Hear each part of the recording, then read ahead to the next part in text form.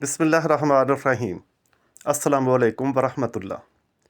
छठे रोज़े की इबादत बयान करने से पहले एक हदीस मुबारक दुरूद पाक के बारे में। कौलुल बदी सफ़ा नंबर 25। नबी करीम सल्लल्लाहु अलैहि वसल्लम ने फरमाया कि अल्लाह ताला का एक फ़रिश्ता है कि इसका एक बाजू मशरक़ में है और दूसरा बाजू मगरब में। जब कोई शख्स मुझ पर मोहब्बत के साथ दुरूद शरीफ भेजता है तो वह फ़रिश्ता पानी में गोता खाकर अपने पर झाड़ता है। अल्लाह पाक इसके परों को टपकने वाले हर कतरे से एक फ़रिश्ता पैदा करता है और वह फ़रिश्ते क़यामत तक इस दुरूद पाक पढ़ने वाले के लिए इस्तग़फ़ार करते रहते हैं। सुबहान अल्लाह।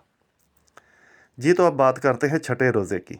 इसकी इबादत कुछ इस तरह हैं कि नमाज फ़जर के बाद सूरह अल इमरान की आयत नंबर 26 21 मरतबा पढ़े। बाद नमाज ज़ोहर दुआए रिज़्क़ बरकत यानी रिज़्क़ में बरकत के लिए दुआ। ये आपको स्क्रीन पर नज़र भी आ रही है और तर्जुमा इसका ये है कि ए अल्लाह, मेरी रोज़ी में कुशादगी कर दे मेरे बुढ़ापे तक और उम्र के ख़त्म होने तक। ये दुआ आप अपनी ज़बान में भी मांग सकते हैं। असर की नमाज के बाद आपने पढ़ना है सूरह तलाक़ की आयत नंबर 2 17 मरतबा।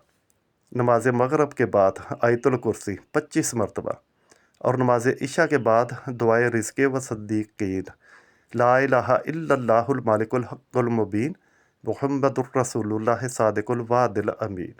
ये आपने 50 मरतबा पढ़नी है और ये वही दुआ है जो रोज़ा रसूल सल्लल्लाहु अलैहि वसल्लम की जालियों पर लिखी हुई है। सुबहान अल्लाह।